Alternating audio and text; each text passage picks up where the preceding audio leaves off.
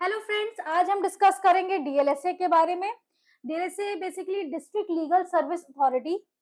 तो आज हम इसके बारे में डिस्कस क्यों कर रहे हैं और ये होता क्या है। डीएलएसए हम इसलिए डिस्कस कर रहे हैं क्योंकि एक लॉ प्रोफेशन में बहुत ही इम्पोर्टेंट, आप कह सकते हैं स्टार्टिंग करियर के लिए ये होता है। एक प्लेटफॉर्म मिल जाता है आपको। इसकी इम्पैनलमेंट्स सारे कोर्ट्स में होती है। हर डिस्ट्रिक्ट में अलग अलग आपके कोर्ट्स निकालते हैं इसके एम्पैनलमेंट्स। तो इसके बारे में हम जानेंगे बाद में। पहले देखते हैं डीएलएसए क्या होता है। डीएलएसए का फुल फॉर्म है डिस्ट्रिक्ट लीगल सर्विस अथॉरिटी। ये बेसिकली एक लीगल सर्विस अथॉरिटी ने प्रोविजन लाया है 1987 में, जिसके तहत इस कमेटी को बनाया गया।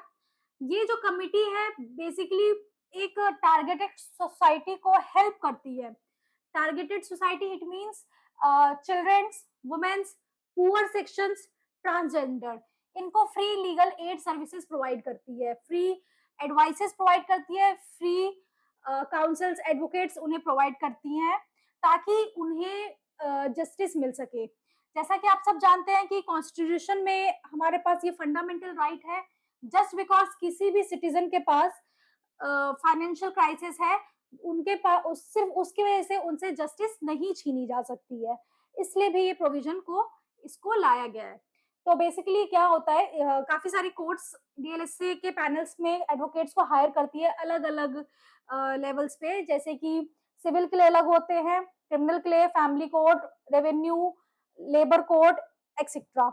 हर उसमें आते रहते हैं सीट्स। तो ये आपको पता कैसे चलेगा? ये साइट है DSLSA.org। इस पे कंटिन्यूसली नोटिफिकेशंस आती रहती हैं। क्या क्राइटेरिया होता है? मिनिमम 3 इयर्स से एक्सपीरियंस से स्टार्ट होता है। 3 years, then 5 years, then 10 years accordingly.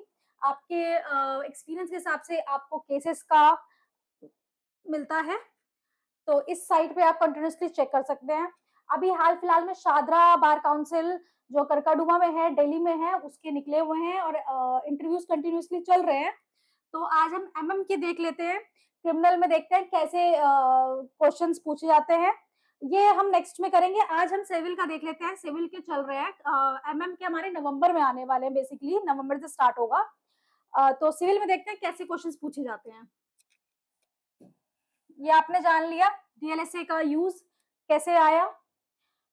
Starting में क्या होता है, नॉर्मली 5 जजेस का, मेंबर्स का पैनल होता है, जिसमें एक आपके डिस्ट्रिक्ट जज हो सकते हैं, सेक्रेटरी होती हैं डीएलएसए के, और 3 अदर मेंबर्स होते हैं। तो बेसिकली स्टार्टिंग में ये आपसे कंफर्टेबल करने के लिए यही पूछेंगे कि आपका नाम क्या है, कहाँ से आपने कॉलेज किया है, किस एरिया में आपका प्रैक्टिस है, कहाँ आप प्रैक्टिस करते हैं, etcetera etcetera.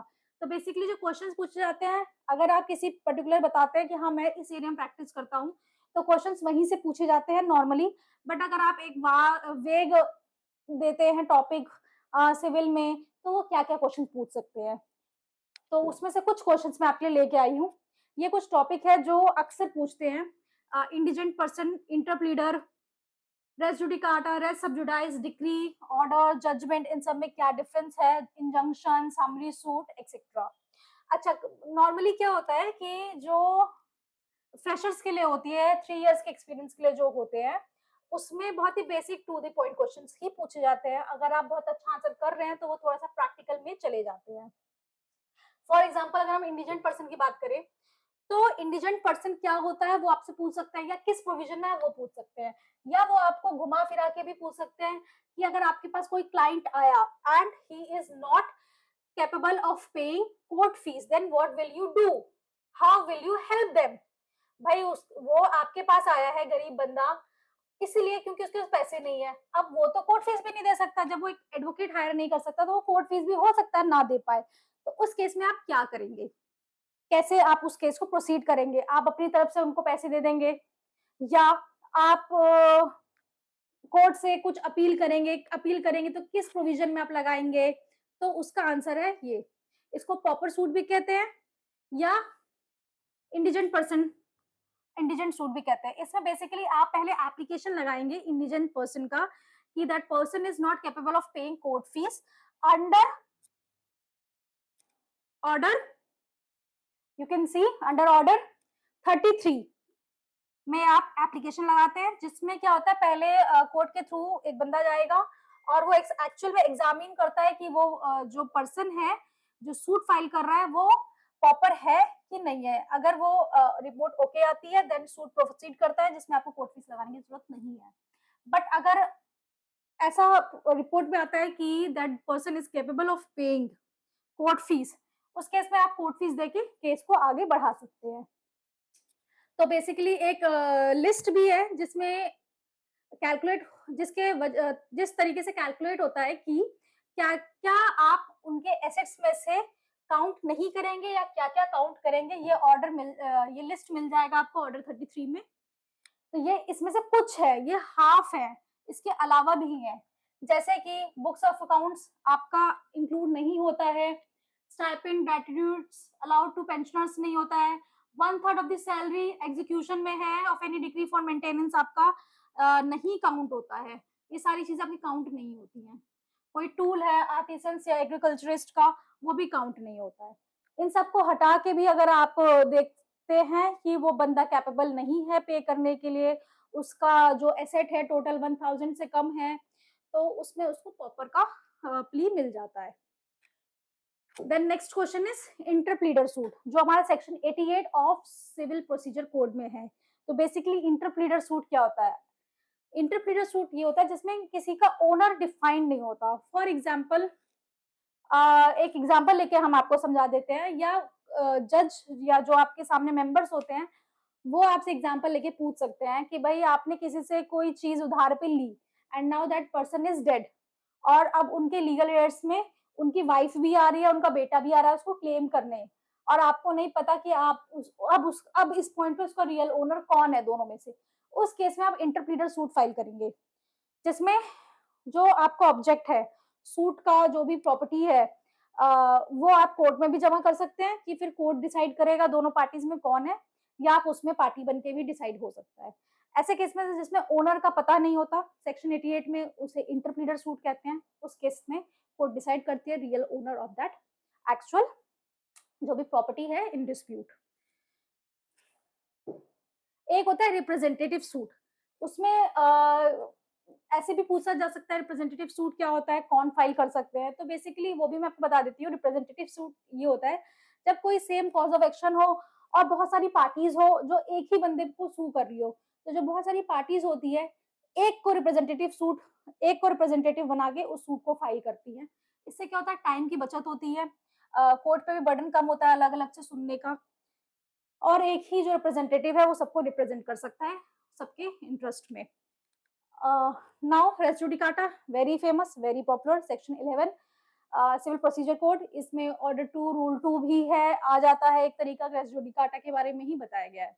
Basically race judicata race सब्जुडाइज में आपसे डिफरेंस पूछा जा सकता है। तो रेस जुडिकाटा क्या होता है, जब आपका केस सेम पार्टीज के बीच में हो, जिसमें matter in issue substantially and directly same हो, और कॉज ऑफ एक्शन भी आपका सेम हो, और मोस्ट इम्पोर्टेंटली कि वो जो भी इशू है वो फुल्ली डिसाइड हो चुका हो इन मेरिट्स दोनों पार्टीज को सुन के। तो उस केस में अगर आप दोबारा केस करते हैं तो रेस जुडिकाटा लग जाता है। बट सेक्शन 10 रेस सब्जुडाइज, जिसको आप स्टे ऑफ सूट भी कहते हैं, उसमें क्या होता है कि इशू सेम हो सकते हैं, पार्टी सेम हो सकते हैं, कॉज ऑफ एक्शन सेम हो सकता है, बट जो केस है आपका वो डिसाइड नहीं हुआ होता है, वो पैरेलली चल रहा होता है, और वो चल रहा होता है उसी बीच में अगर आप सेम कॉज ऑफ एक्शन या सेम इशू पे अगर आप दोबारा सूट फाइल कर देते हैं तो उसमें से एक सूट आपका स्टे हो जाता है, यानी दो जो सूट है आपका पैरेलल चल रहा होता है। बट रेस जुडिकाटा में ऑलरेडी जो केस है वो डिसाइड हो चुका होता है, ठीक है। और ये रेस जुडिकाटा आपका स्टॉपल से भी डिफर करता है, ठीक है। तो आप स्टॉपल के बारे में भी थोड़ा सा जान लें, स्टॉपल के बारे में भी देख सकते हैं आप, किस केस में स्टॉपल लगता है, किस केस में रेस जुडिकाटा लगता है, ठीक है। देन आपको मैंने रेस सब्जुडाइज के बारे में बता दिया, इसके की एलिमेंट्स हैं, same parties, between the parties, ठीक है, claim litigating under the same title where such suit is pending in the same or any other court. फिर बहुत प्रॉपर्ली पूछा जाता है जजमेंट के बारे में, जजमेंट, डिक्री और ऑर्डर के बारे में डिफरेंस पूछ लिया जाता है, जजमेंट, ऑर्डर और डिक्री। तो बेसिकली जजमेंट क्या होता है? जजमेंट एक कंसाइज फॉर्म होता है पूरे केस का, जिसमें आपका फैक्ट्स बताया गया जाता है, इश्यूज बताई जाती हैं।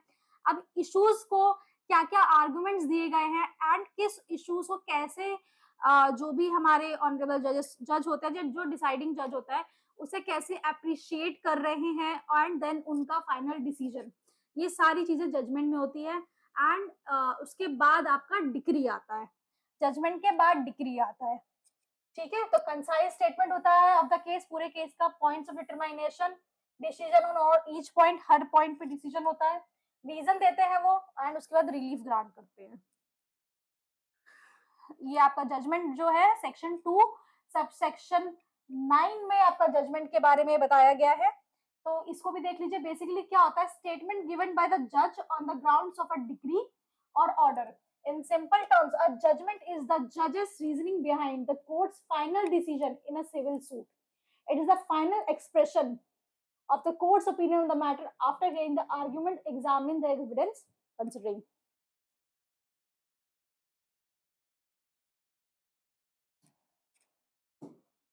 Then is decree. Decree is defined under section 2 subsection 2 of CPC. इसका मतलब इसमें क्या होता है, इसके जो की पॉइंट्स हैं वो देख लेते हैं। Basically formal expression of adjudication, formal expression of adjudication by a civil court which conclusively determines, कोई पॉइंट छोड़ती नहीं है, conclusively determines the rights of the parties in relation to all or any of the matters in controversy. अब पूरा देखिए याद नहीं हो सकता, बट इसके की पॉइंट्स है। Basically formal expression of an adjudication which conclusively determines the rights of the parties, which conclusively determines the rights of the parties. Simple आप इतना भी बोलेंगे तो डिक्री का डेफिनेशन बिल्कुल ठीक है। इसके बाद आता है आपका ऑर्डर। डिक्री एंड ऑर्डर का डिफरेंशिएशन भी बहुत पूछा जाता है। तो जो ऑर्डर है हमारा वो आपका सेक्शन 214 में है, 214 में। अब इसमें भी आप बोल सकते हैं बेसिकली ऑर्डर का डेफिनेशन आप बोल सकते हैं which is not decree, which is not decree. ये फॉर्मल एक्सप्रेशन है, कंक्लूसिवली डिटरमाइंस, फॉर्मल एक्सप्रेशन है बट ये कंक्लूसिवली डिटरमाइन नहीं करता है आपके राइट्स ऑफ द पार्टीज को। ये प्रॉपर सिर्फ किसी एक इशू पे या किसी एक मैटर पे आपका डिसाइड किया जाता है, बट कंक्लूसिवली डिसाइड नहीं किया जाता है। तो ये ऑर्डर होते हैं। अच्छा, कुछ ऑर्डर क्या होते हैं? अपीलेबल होते हैं, कुछ ऑर्डर अपीलेबल नहीं होते हैं। वो आपके कहाँ पे मेंशन्ड है, उसका ऑर्डर देखिएगा कहाँ मेंशन्ड है। 104 है एक, तो आपका सेक्शन 104 और ऑर्डर आपका 43 रूल 1 है। यहाँ पे बताया गया है कौन से आपके ऑर्डर्स अपीलेबल है एंड कौन से अपीलेबल नहीं है। इस पे भी आप एक बार गो थ्रू हो जाइएगा, कुछ एग्जांपल्स लेके पूछ लेते हैं कि क्या ऐसा ऑर्डर अपीलेबल है या नहीं है।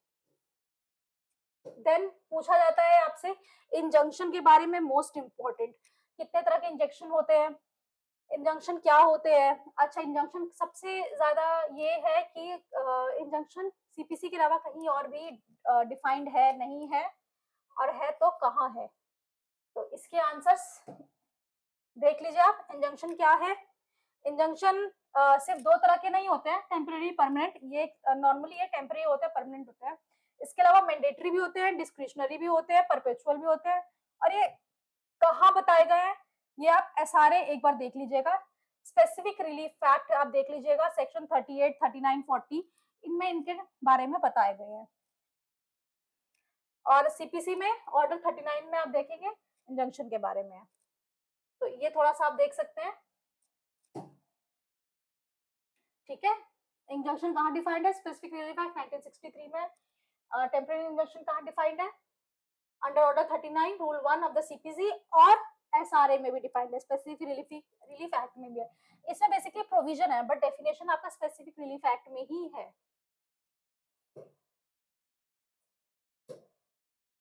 देन समरी सूट के बारे में पूछा जाता है। समरी सूट, आप किस सूट को आप समरी सूट कह सकते हैं?